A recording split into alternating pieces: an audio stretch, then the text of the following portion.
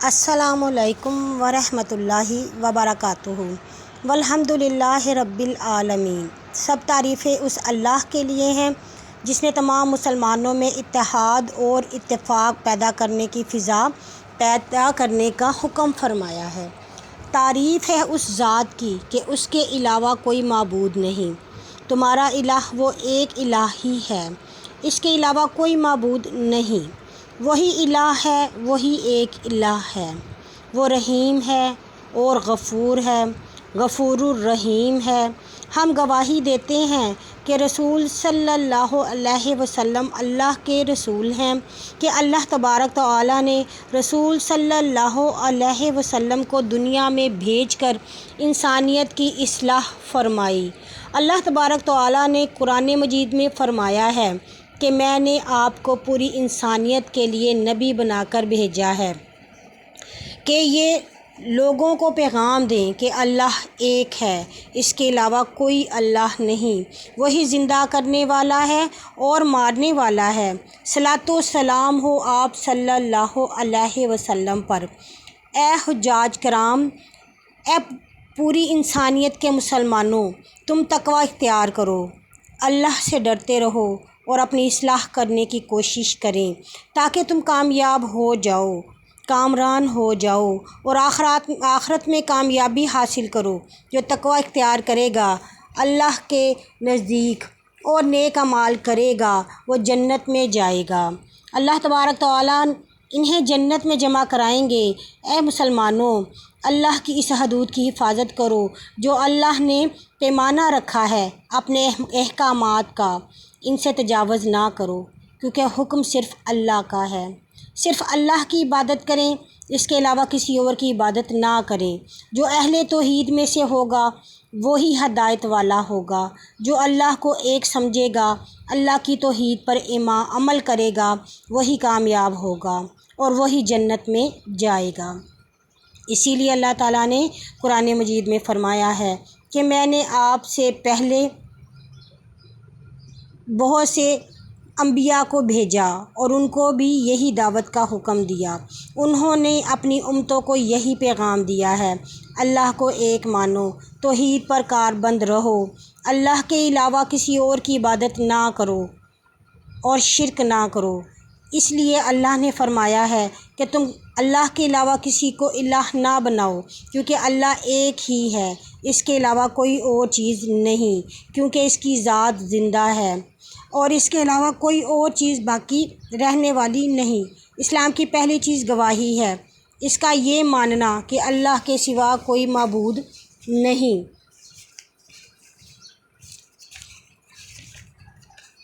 اس کے اندر دوسرا حکم محمد صلی اللہ علیہ وسلم کو پیغمبر ماننے کا ہے اور وہی خاتم النبیین ہیں۔ اسی پر ہمیں کاربند رہنا چاہیے، اسی پر عمل کرنا چاہیے اور اسی پر یقین رکھنا چاہیے۔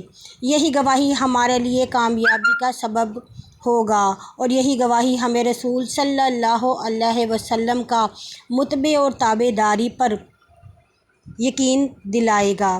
ارکان اسلام میں دوسرا رکن اقامت صلاۃ ہے کہ اے مسلمانوں، نماز قائم کرو، کیونکہ نماز دین کا رکن ہے، ستون ہے۔ اور تیسرا رکن اسلام کا زکوٰۃ ہے، جس کے اوپر زکوٰۃ فرض ہے وہ نصاب کا مالک ہو، اس پر زکوٰۃ فرض ہے، وہ زکوٰۃ ادا کرے گا۔ چوتھا رکن رمضان کے روزے ہیں، جو استطاعت رکھے روزے رکھے۔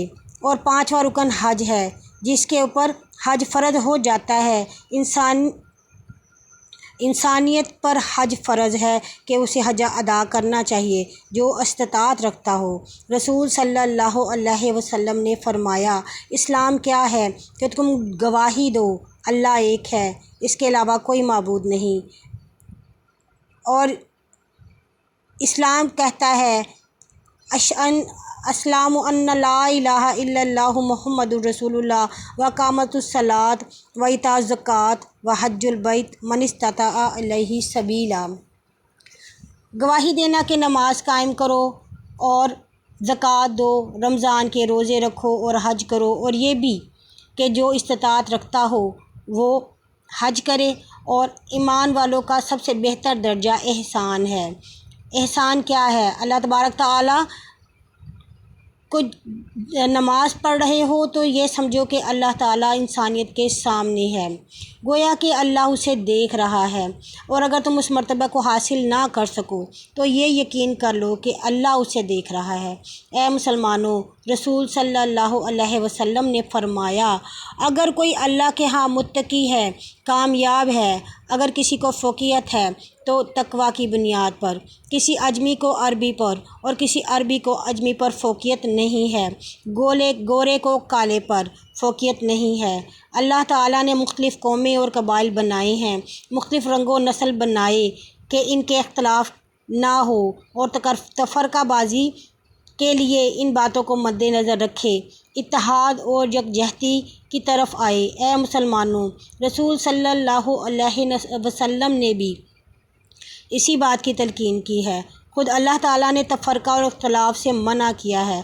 اللہ تعالیٰ نے فرمایا ہے، اللہ کی رسی کو مضبوطی سے تھام لو اور تفرقے میں نہ پڑو، اور یہی اللہ کا پیغام ہے پوری امت کے لیے کہ یکجان ہو جاؤ۔ اللہ تبارک تعالیٰ تم سے اس بات سے خوش ہوتا ہے، صرف اسی کی عبادت کرو، کسی اور کی عبادت نہ کرو، اور اتحاد کے ساتھ رہو، احسان نہ جتلاؤ، ہمسائیوں کے ساتھ، اپنے غلاموں کے ساتھ احسان کرو۔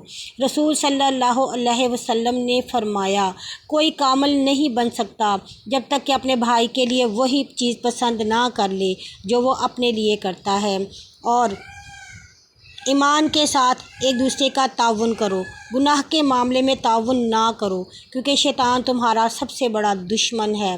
کوشش کرو کہ شاید تمہارے دل میں اخلاص پیدا ہو، اس طرح کوشش کریں کہ شیطان کی کوشش کو ختم کر دیں، کیونکہ شیطان تمہاری صفوں میں اختلاف ڈالنا چاہتا ہے تاکہ تم لوگ بکھر جاؤ۔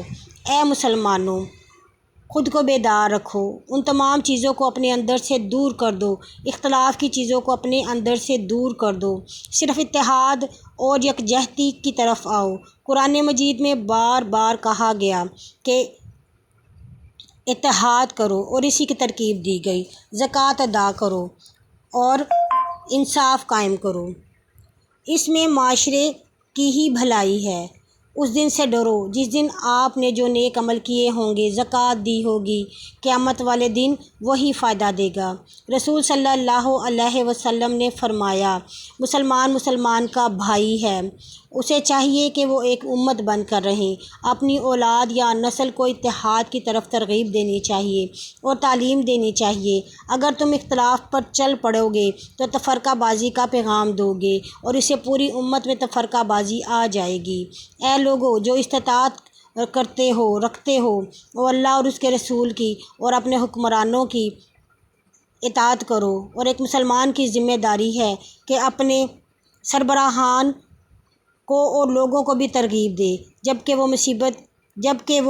مصیبت کی ترغیب نہ دے۔ اس کے علاوہ حکمرانوں کی اطاعت کرنا ضروری ہے، یہی اتحاد کی دعوت ہے، اور اس سے سب سے بڑا جو نمونہ ہے وہ حج کا ہے۔ تمام مسلمان پوری دنیا سے جمع ہوئے ہیں، متحد نظر آ رہے ہیں، ایک ہی لباس میں نظر آ رہے ہیں۔ اے مسلمانوں، خاص طور پر جو معاشرے میں اثر و رسوخ رکھتے ہیں، لوگوں کو یہ دعوت دینی چاہیے، لوگوں کو ترغیب دینی چاہیے، لوگ ایک دوسرے کو خوشخبری دیں، اللہ سے ڈرتے رہو۔ اے مسلمانوں، ایک دوسرے کے مالوں کی حفاظت کرتے رہو، ایک دوسرے کی جانوں کی حفاظت کرتے رہو، اور آپس میں مل کر ایک مسلمان کی طرح رہو، اور اللہ سے معافی مانگو، پھر اللہ ان کو معاف کر دے گا۔